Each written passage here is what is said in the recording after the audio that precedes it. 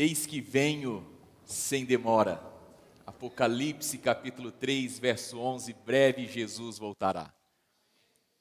Que o Senhor te abençoe, que o Senhor resplandeça a luz dele sobre a sua vida. Muito obrigado você que está assistindo o nosso culto aqui na Captain Brazilian Temple, que desde o lugar que você está, que o Senhor te abençoe. Muito obrigado você que nesta manhã decidiu estar aqui presencialmente conosco. Eu estou muito feliz por ver cada um dos senhores e das senhoras aqui nesta manhã. Que Deus abençoe a sua decisão de ter vindo aqui na casa de Deus. Eu noto que daqui da frente nós temos vários amigos que estão nos visitando. Gente que nesses últimos dias chegou do Brasil, gente que está reencontrando família e familiares e amigos, sejam bem-vindos. A você das nossas igrejas aqui ao nosso redor, muito obrigado a sua presença.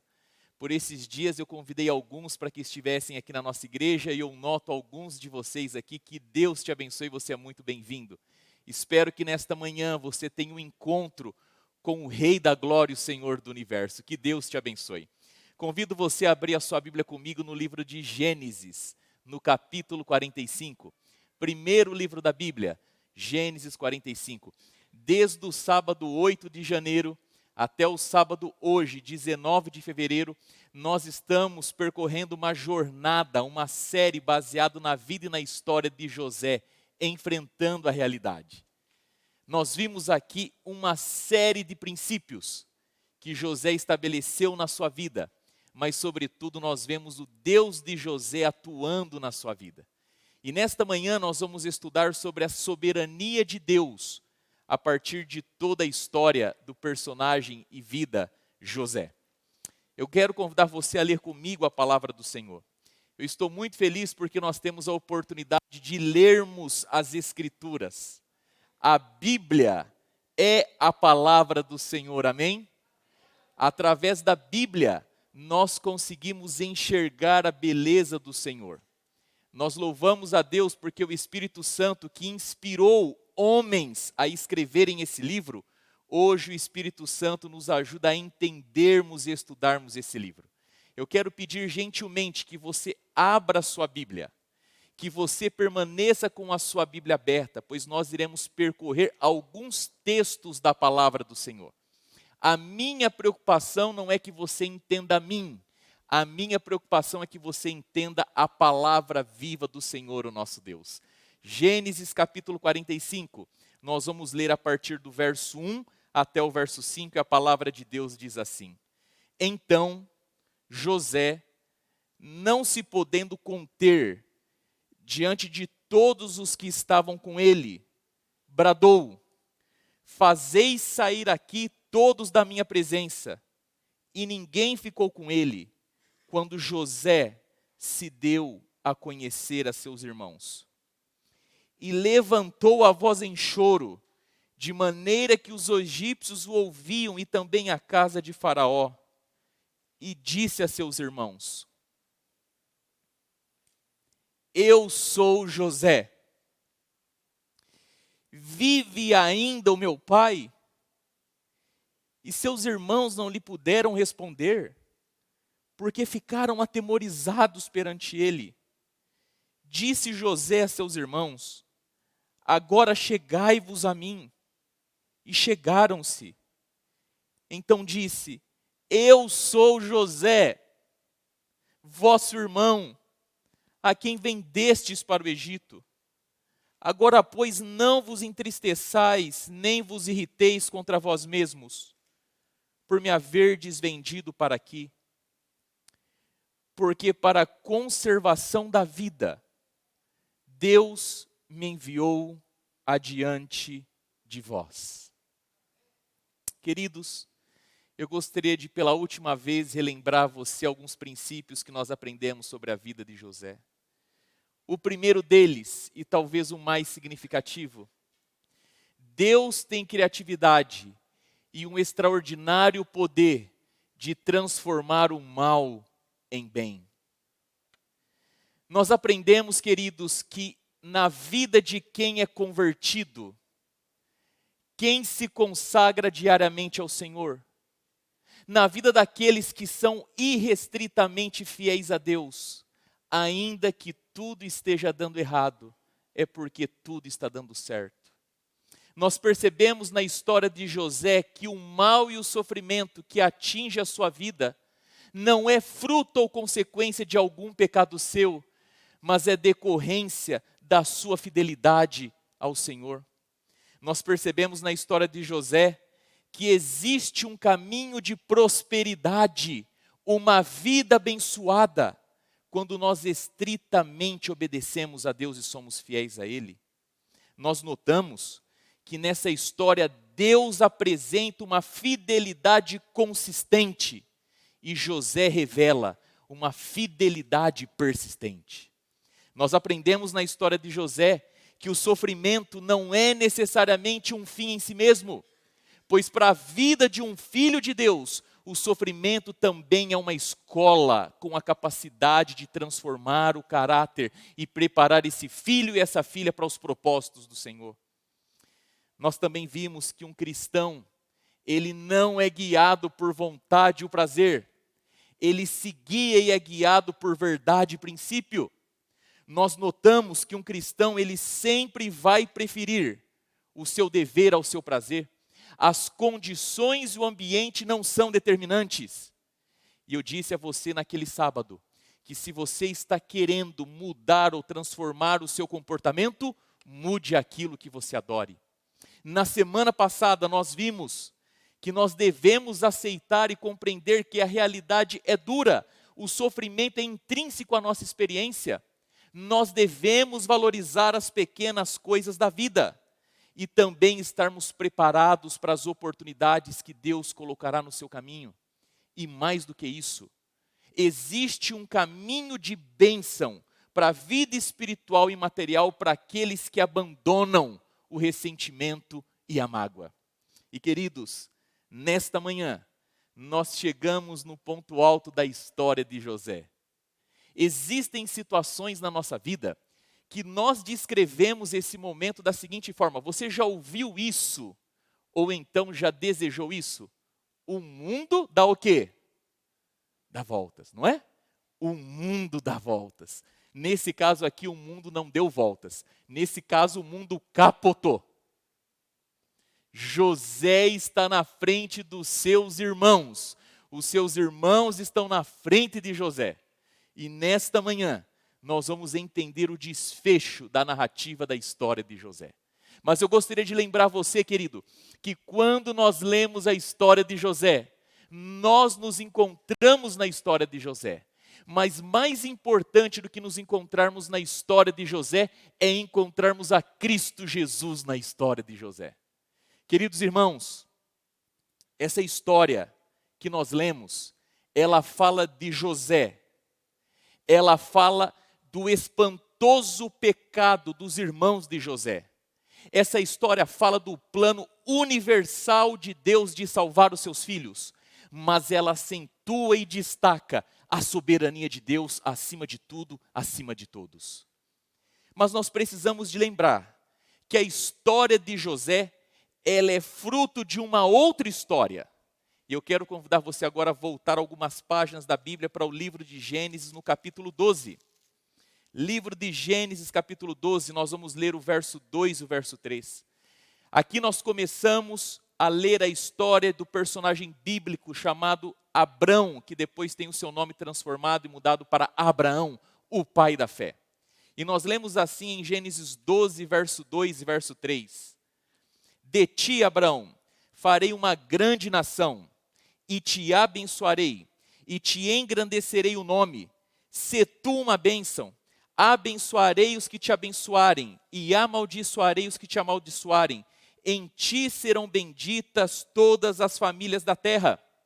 O texto diz para nós que Deus escolheu Abrão ou Abraão para que a partir dele surgisse um povo, para que a sua descendência fosse numerosa e a partir desse povo viesse todo o povo de Israel. Dentro do povo de Israel uma tribo, a tribo de Judá, e dentro da tribo de Judá o Messias, o prometido. E de repente nós olhamos a história e percebemos que além da promessa, Deus também garantiu que o nome de Abraão seria um grande nome. Deus disse a ele que ele seria abençoado e ele abençoaria. Ou seja, nós temos aqui o próprio começo da história de Israel. Nós temos aqui o lugar de onde Jesus viria. Nós temos aqui o Salvador, o Redentor dos nossos pecados. Só que para que isso pudesse se concretizar, Deus entendeu que não bastaria apenas uma declaração verbal.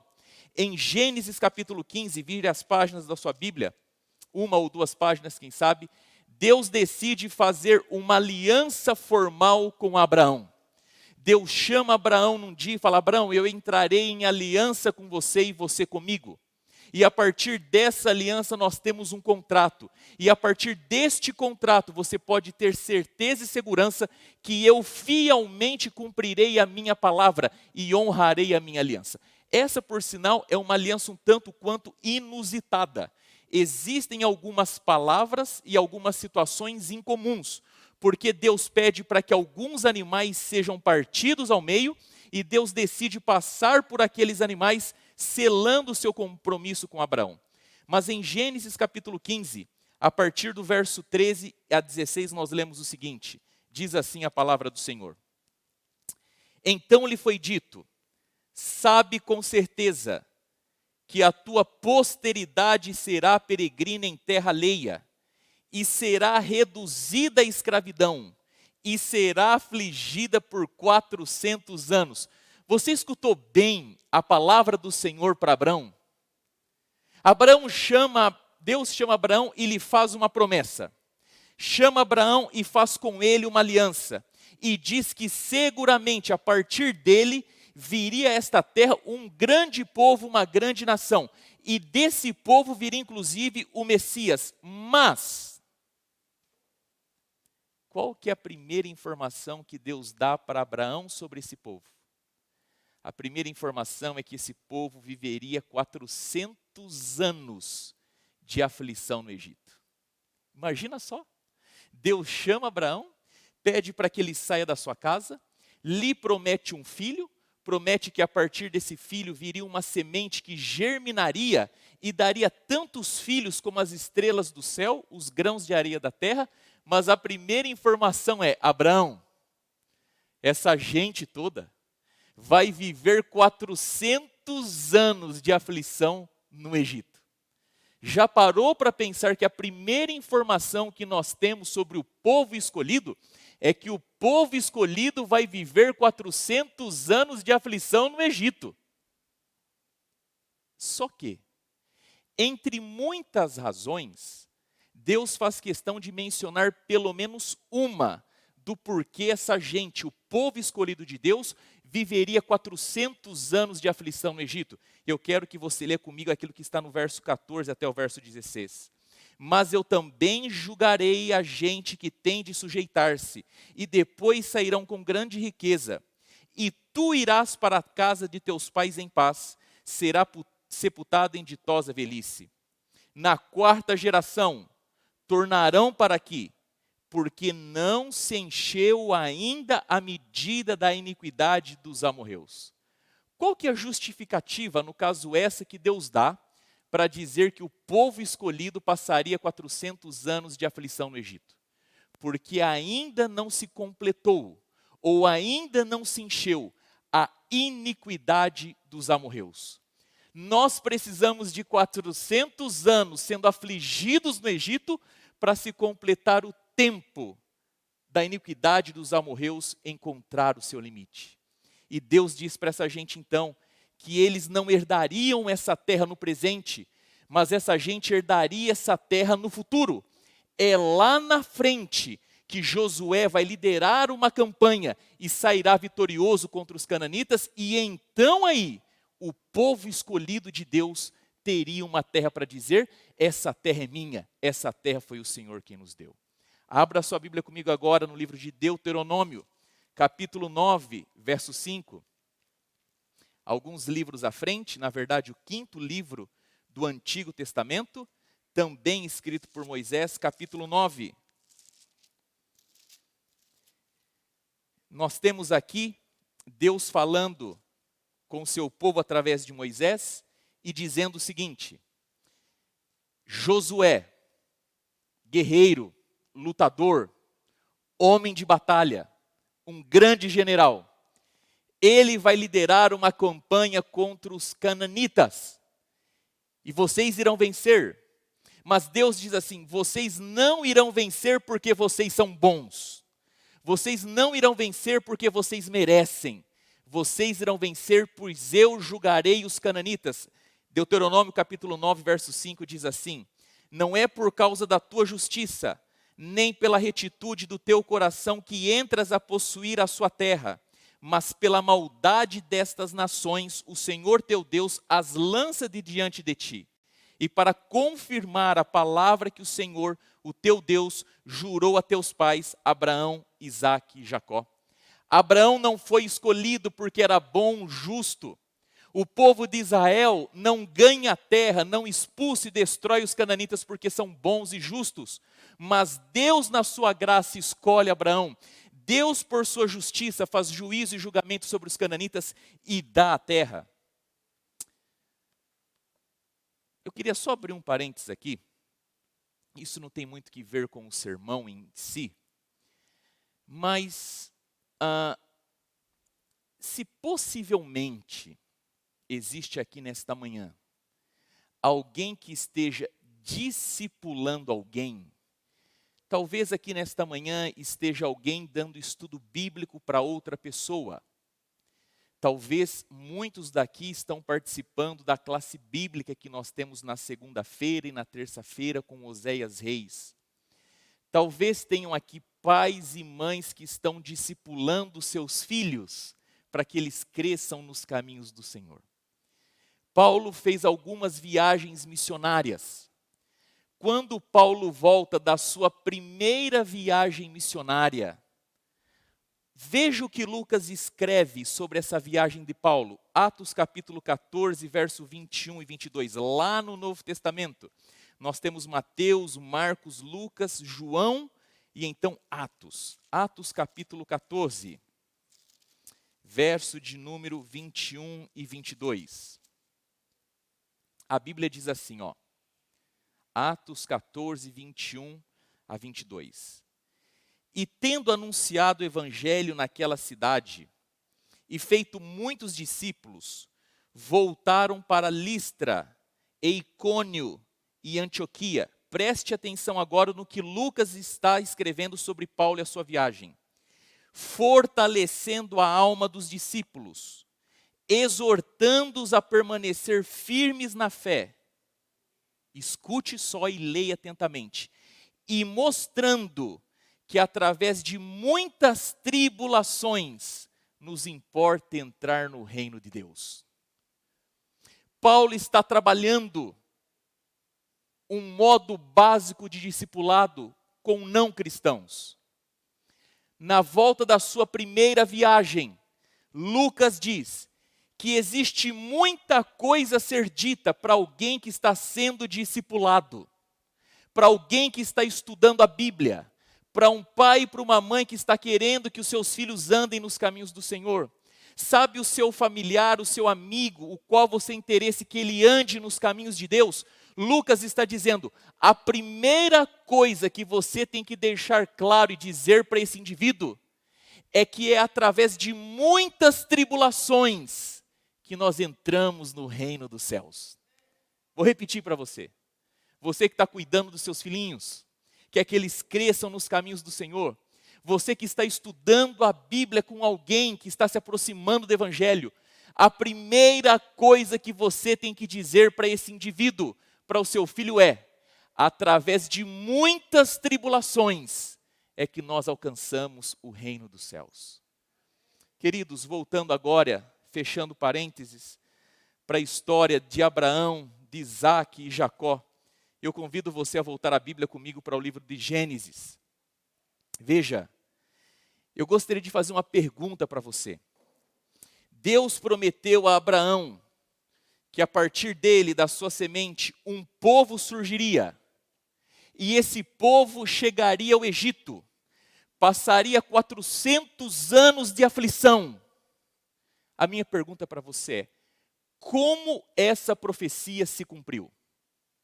De que maneira a profecia dos 400 anos do povo em aflição no Egito se cumpriu. A Bíblia diz que essa profecia se cumpriu de duas formas, de duas maneiras. Nós temos, querido, a primeira forma, a primeira maneira, vendo que essa profecia se cumpre através de um pecado espantoso dos irmãos de José. A narrativa diz para nós que José recebeu uma tentativa de assassinato. Um pecado espantoso que configurou de tal forma que o povo escolhido foi resgatado da seca, a tribo de Judá foi preservada de ser extinta, e no final das contas, é dessa tribo que vem o leão da tribo de Judá. E a história de José não fala simplesmente de nós cooperarmos com Deus para que o plano de Deus aconteça. A história de José fala da soberania de Deus para com todos os seus planos, para com todas as suas profecias. Voltemos comigo. Abraão tem um filho, Isaque. Isaque tem um filho, Jacó. Jacó tem um filho, ou melhor, Jacó tem 12 filhos. Desses 12 filhos nós temos os patriarcas, as 12 tribos de Israel. Mas no meio desses 12 filhos nós temos um chamado José. Um dia José revela para o seu pai, para a esposa do seu pai, para os seus 10 irmãos, que ele teve 2 sonhos. Esses sonhos, a sua interpretação dizia que em algum momento da história, os seus irmãos, o seu pai e a esposa do seu pai se curvariam diante dele. Que eles como família seriam dependentes financeiramente para as coisas básicas de José. Que eles se comportariam de alguma forma como servos de José. E por conta desse sonho, os irmãos de José passam a sentir ódio e inveja. E alimentados e deixados seduzir pelo ódio e pela inveja, eles tramam assassinar José. Eles levam a cabo, mas a história muda. E em vez de José ser assassinado, José então é vendido para uma caravana de ismaelitas em direção ao Egito. O que acontece, querido, é que os irmãos de José não têm a mínima ideia do que está acontecendo aqui. Eles não conseguem perceber, não há a mínima suspeita do que está acontecendo aqui. Eles não se dão conta, queridos, que de alguma forma, enquanto eles acham que estão destruindo sonhos, eles estão cumprindo sonhos.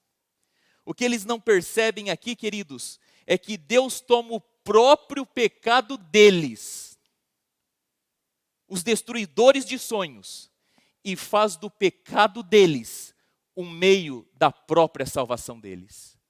O que eles não conseguem perceber é que eles, tentando se livrar do sonhador, eles estão cooperando para que o sonho se transforme em realidade. O que eles não conseguem perceber na história é que no futuro vai ser revelado que José irá, inclusive, os salvá-los. O que eles não conseguem perceber é que esse é um padrão bíblico. Que isso acontece com José, com Esther, isso acontece com Jó, isso acontece com Jesus. E a minha pergunta para você é: como foi que essa gente foi parar no Egito? E mais, o que a gente tem a aprender sobre Jesus Cristo, o Rei da Glória, nessa história? E a Bíblia narra isso de duas formas. Como essa gente foi parar no Egito? O que a gente aprende sobre Jesus? Venha comigo agora para a Bíblia, no livro de Gênesis 45, verso 5. Nós já lemos, eu gostaria que nós lêssemos uma vez mais. O texto diz assim: agora, pois, não vos entristeçais, nem vos irriteis contra vós mesmos, por me haverdes vendido para quê? Porque para a conservação da vida, Deus me enviou adiante de vós. Queridos, a primeira maneira que nós olhamos para a Bíblia e percebemos como José e futuramente o seu povo foi parar no Egito, sabe qual é? É Deus enviando José para o Egito. A primeira resposta de como esse povo foi parar no Egito e viveu 400 anos ali, é uma só, ou a primeira. Deus enviou José. E eu pergunto para você nesta manhã, como que Deus enviou José para o Egito?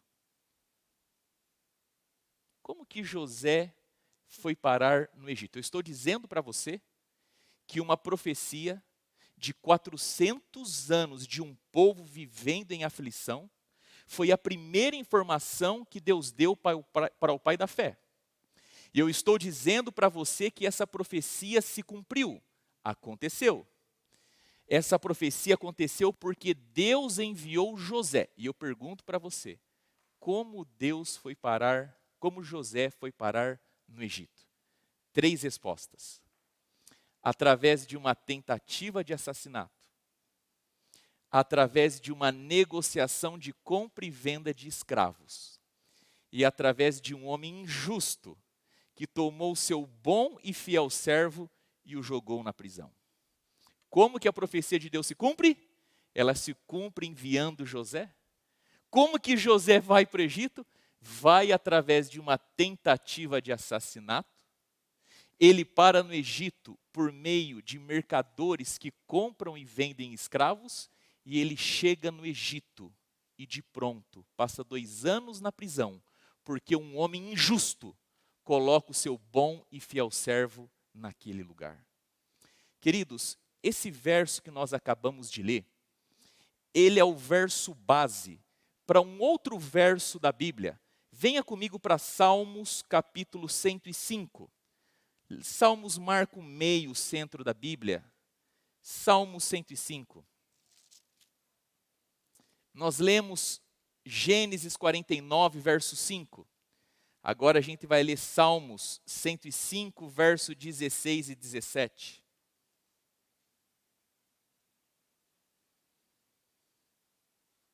O texto sagrado diz assim: fez vir fome sobre toda a terra, e cortou os meios de se obter pão. Adiante deles enviou um homem, José, vendido como escravo. Eu disse para você que o texto anterior, Gênesis 49, verso 5, deu base para o texto que nós acabamos de ler. Mas não apenas deu base. Esse texto de Salmo, ele amplia, desdobra o conceito diante dos nossos olhos. Sabe por quê? A nossa tendência é olharmos para a história de José e notarmos naqueles pontos chaves da vida de José que ali houveram coincidências, que ali houve sorte, que ali foi o destino, que ali foram as leis da natureza, ou que ali foi a intervenção do próprio mal. Sabe o que esse texto está dizendo para nós? Não! Não existe sorte, não existe acaso, não existe coincidência, não existe leis da natureza, não existe operação do mal, não. Tira da sua mente que a história de José acontece por meio do acaso, da sorte, da coincidência, do mal, das leis da natureza. O texto está dizendo claramente que quem mandou a fome para o Egito foi quem? Deus. Aqueles 7 anos de fartura, eu disse isso na semana passada, e os 7 anos de seco é trabalho, operação de Deus. Na vida dos filhos de Deus não tem sorte, destino, karma, acaso, olho gordo, inveja, o mal, leis natural.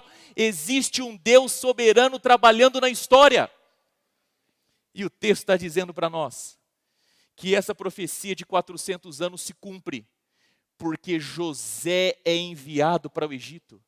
E ele é enviado depois de uma tentativa de assassinato. Ele é enviado através de mercadores de compra e venda de escravos. Ele é enviado e lá ele padece nas mãos de Potifar. E sabe, queridos, o texto diz para nós que existe uma outra explicação de como essa profecia se cumpriu.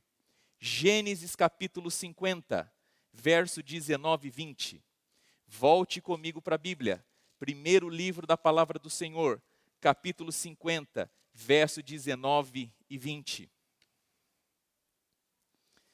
O texto, a palavra do Senhor diz assim para nós: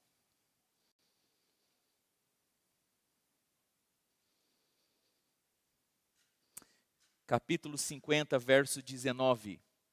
Respondeu-lhes José: não temais, acaso estou eu no lugar de Deus? Vós, na verdade, intentastes o mal contra mim, porém Deus tornou em bem, para fazerdes como vede agora, que se conserve muita gente em vida. Qual que é o contexto do texto? Jacó morreu. Agora os irmãos de José estão com medo. Medo agora de José matá-los. Nós sabemos, queridos, que o nosso coração no seu estado natural é vingativo. Só que nós estamos lendo a história de alguém que quase não parece ser um ser humano normal. Ele é um ser humano normal, mas quase não parece. Na verdade, quando nós nos aproximamos do texto e olhamos a história de José, parece que a vida de José sinaliza para alguma outra coisa. Parece que a história de José sinaliza para alguém muito diferente de nós. E José então diz para eles que não havia com que se preocupar, não havia que temer. Ele, longe de se colocar na condição e no lugar de Deus. E José, queridos, ele diz claramente que diante do seu envio para o Egito, Deus estava trabalhando para transformar todo aquele mal em bem. Estava dizendo para eles que a intenção dos irmãos era matá-lo, mas a intenção de Deus estava trabalhando para salvar os seus irmãos. José diz para eles, queridos, que de alguma forma os seus irmãos estavam tentando matá-lo, mas Deus estava tentando salvar os próprios assassinos de José. O texto está dizendo para nós que que o mal se transforma em bem, que Deus age e atua, entra na história. E o texto diz claramente para nós que Deus pegou os assassinos de José e salvou os assassinos de José através do próprio José. O texto está dizendo para nós que os assassinos são salvos pelo sofrimento do justo. Eu vou repetir para você. Os assassinos são salvos pelo sofrimento do justo. Os assassinos de José são salvos pelo sofrimento do próprio José.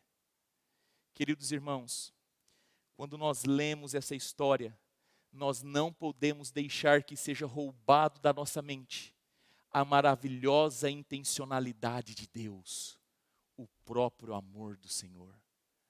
Através do sofrimento do justo, Deus está salvando o pecador dos seus pecados. Mas eu preciso olhar atentamente um pouquinho mais dessa história e levantar a seguinte pergunta para você: e sobre Jesus? Eu disse para você há 3 sábados atrás que existe um paralelo entre Adão e José. Semana passada nós vimos que existe um paralelo entre Jesus e José. Mas o que mais nessa história nós podemos ver sobre o Senhor Jesus? Existe algum outro padrão, alguma outra simetria, alguma comparação, alguma analogia, algum paralelo? Claro que existe. Claro que existe. E nós precisamos deixar que brote do texto da Bíblia toda a semelhança entre José e Jesus. E a primeira da semelhança que gostaria de destacar nesta manhã: queridos, quando nós olhamos essa história, nós percebemos que existe um padrão. Um padrão nessa história, mas um padrão que se replica por toda a Bíblia. Não é um padrão de José, é um padrão de Jesus. E sabe qual é? Durante toda a narrativa da Bíblia, Deus opera vitória e salvação em meio ao pecado e o sofrimento. Vou repetir para você. Diante de toda a narrativa da Bíblia, Deus opera salvação e vitória em meio ao pecado e o sofrimento. Não se esqueça. Você pode se esquecer de tudo que eu já preguei, mas não se esqueça disso. Deus opera salvação e vitória em meio ao pecado e o sofrimento. Esse padrão está presente na Bíblia, de Gênesis a Apocalipse. Acontece que quando o Senhor Jesus veio nesta terra, Ele revelou de forma visível o padrão de quem Ele é, de quem Deus é, e o padrão de como Deus age com o pecador. O que a gente não esperava era a surpresa e o espanto que Jesus causou nas pessoas dos seus dias. Porque quando as pessoas olhavam para Jesus e viam o Messias, elas não entendiam. O conceito que elas tinham do Messias, os líderes religiosos, a ideia, o entendimento que eles tinham do Messias, não coube, não encaixou no entendimento daquilo que Jesus realmente era. Porque Deus, na pessoa de Jesus, escancara as portas dos céus, que pareciam ser tão estreitas, tão apertadas, tão justas, tão pequenas. Jesus Cristo alarga as portas dos céus, porque Jesus, quando vem à terra, mostra que o padrão de Deus é experimentar o sofrimento do pecador. Que o padrão de Deus é tomar o pecado do pecador e carregar nas suas costas. O padrão do Senhor Jesus era revelar a Deus: quem vê a mim vê o Pai, eu e o Pai somos um. Quando você olha a mim, você encontra a glória de Deus. Eu sou Deus em face humana. E isso chocou, escandalizou a comunidade religiosa, porque eles não conseguiam perceber que Jesus Cristo, o Filho de Deus, agia no padrão que estava revelado nas Escrituras desde José. Jesus era José, foi vendido, foi traído. O justo, Jesus, experimentou o sofrimento, e a partir do seu sofrimento, ele tomou os pecados dos seres humanos, carregou nas suas costas. E quando a gente lê a Bíblia, a gente percebe que Jesus, quando chega aqui, ele extrapola o padrão. A gente vê que Jesus, de alguma forma, ele mostra que José era um prenúncio daquilo que ele seria. Pois assim como José foi um meio usado por Deus para salvar os seus próprios assassinos, Jesus foi o meio que Deus usou para nos salvar dos nossos pecados. E não se esqueça, querido, que na cruz, Jesus Cristo orou por aqueles que haviam traído, haviam vendido, que Jesus na cruz salva os seus assassinos. Esse é o primeiro padrão que sai aos nossos olhos na história de José. Mas existe um outro padrão, e quando a gente cavuca a Bíblia um pouco mais, a gente percebe que além de Deus operar salvação e vitória em meio ao pecado e sofrimento, Deus trabalha através do justo ou dos justos. Porque José na história é extraordinariamente justo. José é extraordinariamente firme. José entra na história e ele parece como um cumpridor da aliança, ele não rompe com Deus. Todas as vezes que esteve nas mãos dele se decidir virar-se contra Deus ou virar-se para Deus, ele sempre se volta para o Deus da sua vida. José, ele é um bom sofredor, ele sofre com contentamento.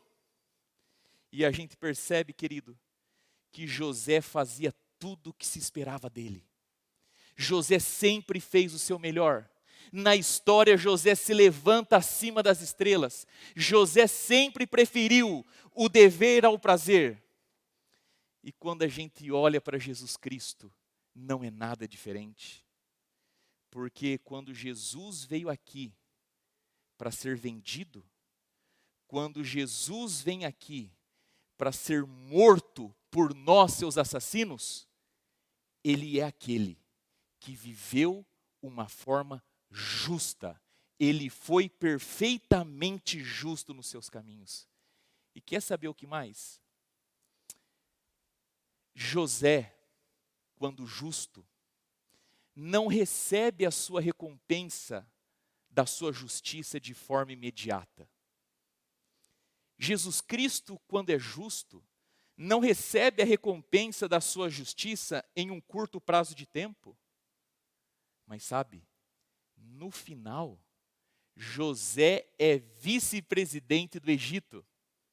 E no final, o nome de Jesus Cristo vai ser levantado sobre tudo e sobre todos, e toda a língua confessará o nome de Jesus como Rei dos Reis e Senhor dos Senhores. Amém? Queridos, nós estamos vendo que nós pecadores somos salvos pela extraordinária capacidade de Cristo ser justo, fielmente justo.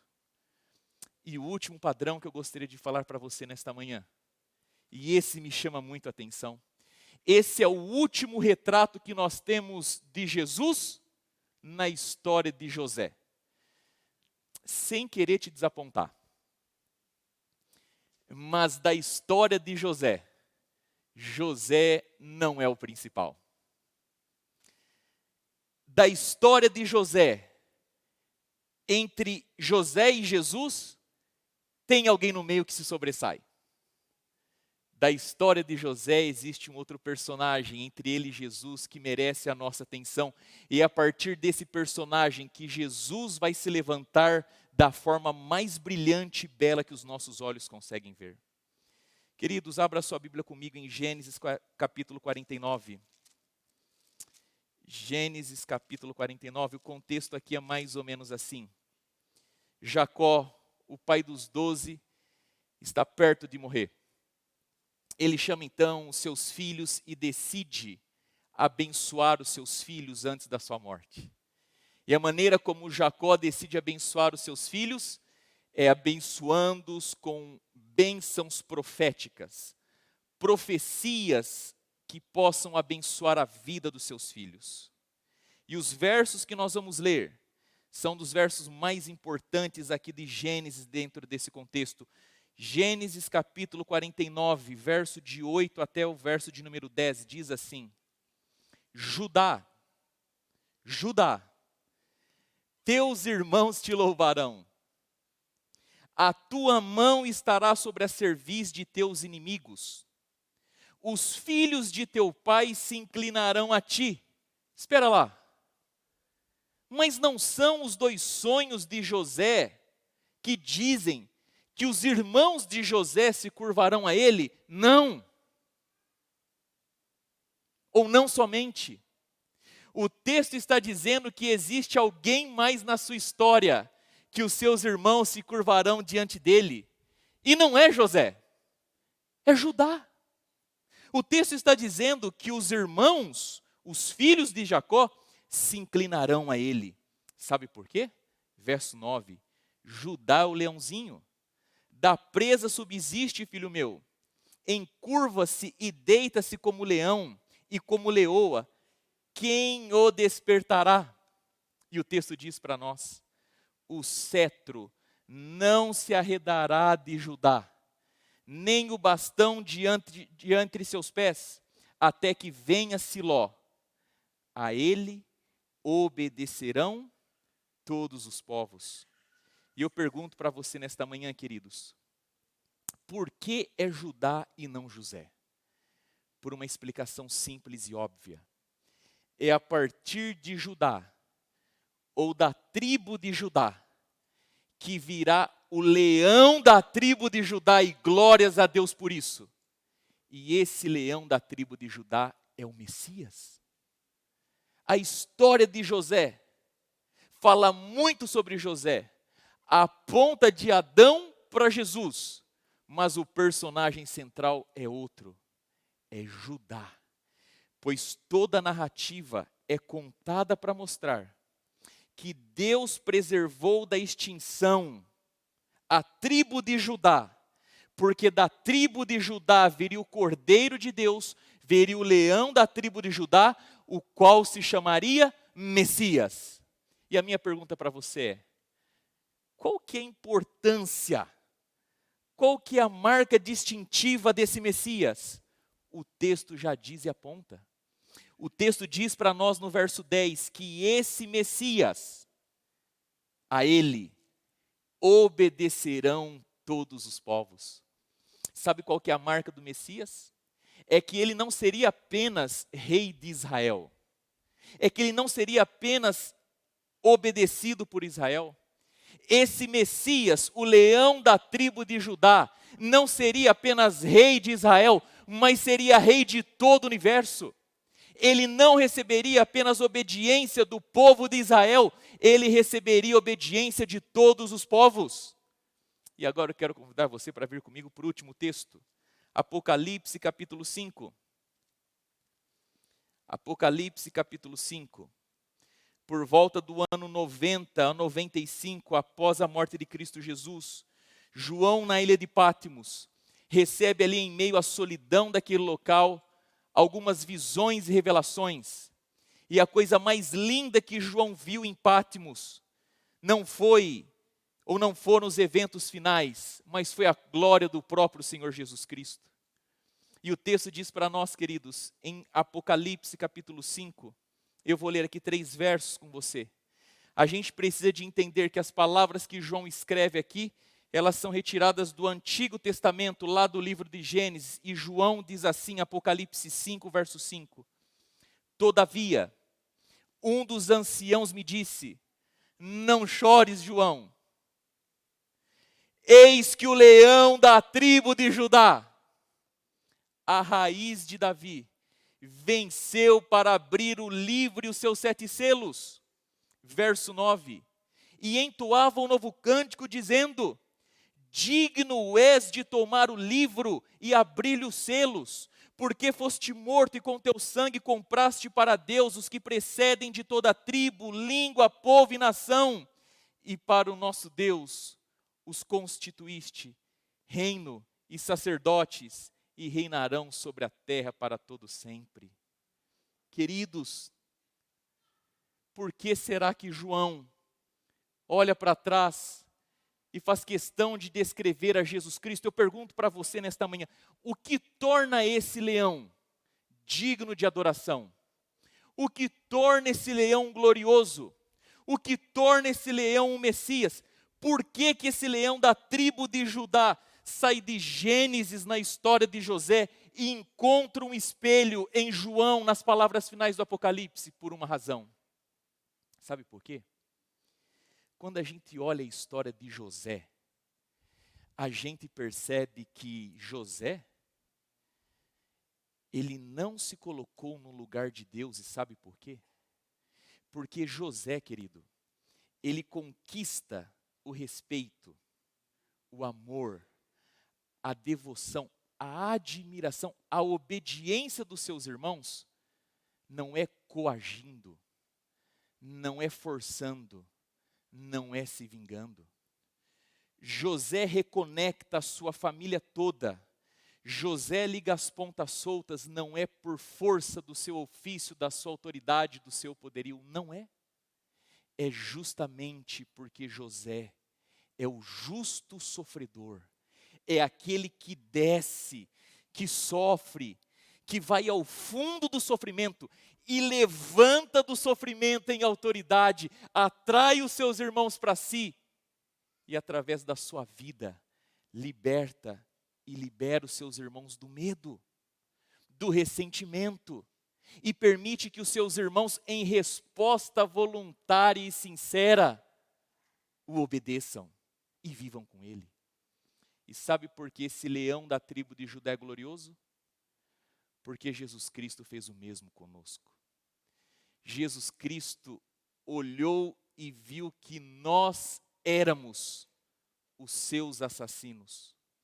Jesus viu que na cruz, eu e você o pregaríamos, o colocaríamos ali. E Jesus não é alguém que pega a nossa culpa, torce a nossa culpa, pisa-nos e nos esmaga-nos e exige coercitivamente obediência. Não.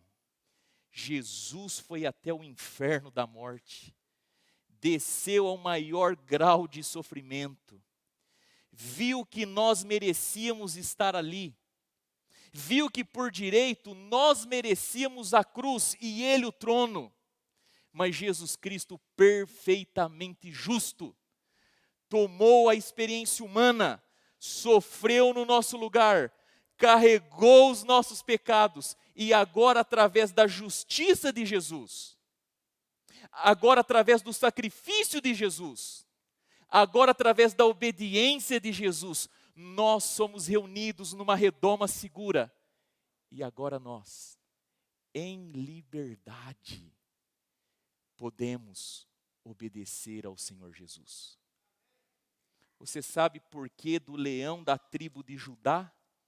Por que ele é digno de louvor, de honra e de glória? Porque ele, ao experimentar a sofrência, o sofrimento humano, carregar o nosso pecado, perfeito, justo, consegue agora nos dar liberdade, segurança, felicidade para que nós possamos obedecer de todo o nosso coração. Jesus Cristo, Ele nos livra da nossa culpa. Ele arranca e triunfa o nosso medo e o nosso temor. E Jesus Cristo nos assegura salvação e vida eterna em Cristo Jesus. O ponto da história de José, querido, é que Deus, na sua soberania, através de um pecado espantoso dos irmãos de José, os seus assassinos, preservou a própria vida deles, não deixou que fosse extinta a tribo de Judá, da qual viria Jesus Cristo, e operaria a salvação dos seus assassinos, nominalmente, eu e você. E dessa forma, a gente percebe que Jesus conquistou tudo e todos. E a história de José levanta a ideia de que Deus é soberano nos seus caminhos. Que Deus perfeitamente sabe lidar com o nosso livre-arbítrio, mas ao mesmo tempo Deus consegue manter fielmente o seu propósito e o seu plano. Mas a minha pergunta para você nesta manhã é: e Jesus, o Cordeiro de Deus que morreu no seu lugar, o leão da tribo de Judá, ele tem a sua obediência? O leão da tribo de Judá tem a sua vida? O leão da tribo de Judá, o Cordeiro de Deus, tem o seu coração? E talvez alguém esteja assistindo e esteja dizendo para si mesmo: eu não preciso de Deus. Eu não preciso de ninguém na minha vida. Tudo está muito bom. Time que está ganhando não mexe. Estou muito bem na minha zona de conforto, não preciso de nada e de ninguém, muito menos de Deus. Talvez existam pessoas que estejam me assistindo, que estão sofrendo de tal maneira, estão num vale profundo, estão se alimentando do próprio ressentimento, da mágoa, do sofrimento, da dor, nada faz sentido. É queda em cima de queda, desastre em cima de desastre, sofrimento em cima de sofrimento, e no teu coração você pensa: se Deus existe, Ele não se importa comigo. Querido, existem duas formas de ateísmo nos nossos dias. Ateísmo convencional: Deus não existe. Deus simplesmente não existe. E por isso eu vivo do jeito que eu quero. E existe um outro tipo de ateísmo, o ateísmo funcional. Deus existe, mas eu vivo a minha vida como se Ele não existisse. Alguns de nós duvidamos, desacreditamos da possibilidade da existência de Deus, mas outros de nós, embora sejamos crentes, vivemos como se Deus não existisse. E eu quero dizer para você, que se você está em uma dessas duas rotas, você está vivendo perigosamente. E nesta manhã, a partir de tudo que nós lemos sobre a história de José, a partir de tudo aquilo que a gente viu sobre a realidade, como Deus é e age, eu gostaria de fazer um apelo especial para você aqui nesta manhã. Porque existe gente aqui nesta manhã que precisa urgentemente colocar a sua vida na rota de obediência do Senhor. Gente que precisa reafirmar um compromisso de fielmente ser obediente a Deus. Eu estou falando para gente aqui nesta manhã que sabe o que é certo, que cresceu nos caminhos do Senhor, que tem entendimento da Bíblia, que tem experiência com Deus, que já viu a mão de Deus agindo e atuando, mas por alguma razão que a própria razão desconhece, você falou: quer saber? Eu vou fazer do meu jeito. Eu vou agir de acordo com os meus impulsos, a minha inclinação, o desejo do meu coração. E é aí que a gente se colocou na rota da desgraça. Existe gente nesta manhã assistindo através da internet que precisa nesta manhã, assim como José, estabelecer na vida que será e procurará obediência ao Senhor Jesus. Mas a gente sempre se pergunta: como que eu posso ser obediente? Queridos, é um segundo outro passo na nossa vida. Muitos de nós nesta manhã precisamos de clamar pela ajuda e pelo poder do Espírito Santo. Existem coisas na nossa vida que humanamente são impossíveis. Eu tenho 36 anos de idade e existem coisas na minha vida que eu estou convencido que já não depende mais do meu esforço, da minha vontade, da minha decisão.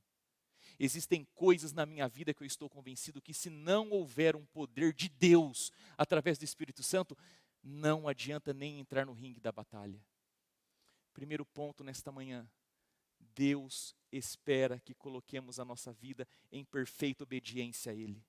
Obedecermos ao leão da tribo de Judá.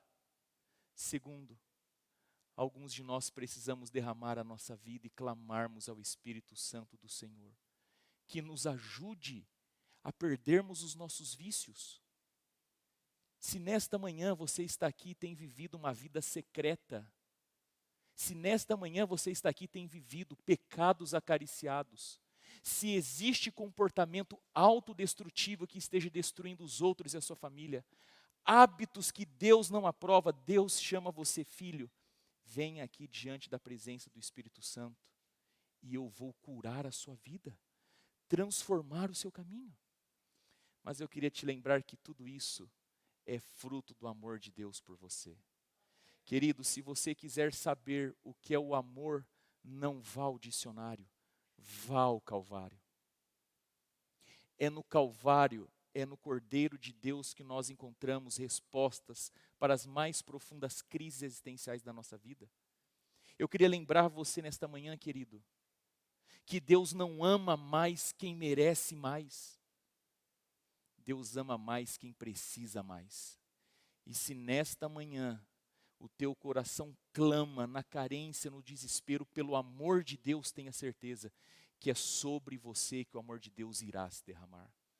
E eu termino dizendo, na história de José, ninguém pode resistir ou destruir os planos de Deus. E o plano de Deus é que você e a sua família sejam salvas. E nesta manhã Deus chama a mim e a você para que a gente coloque a nossa vida na rota da obediência ao Senhor. E se a gente não consegue obedecer a Deus, Deus envia o Espírito Santo e é pelo poder, a graça, a obra do Espírito Santo na sua vida que as coisas mais extraordinárias irão acontecer. E finalmente Deus nos comove, Deus nos converte, Deus nos escancara os céus a partir do amor. O leão que é vitorioso é o cordeiro que é amoroso. Eu quero convidar você nesta manhã, querido, a nós nos ajoelharmos na presença do Senhor, falarmos com Deus e virarmos uma página, um capítulo da nossa história, da qual agora o Deus de José é também o Deus da nossa vida. Convido você a dobrar os seus joelhos e nós orarmos ao nosso Senhor.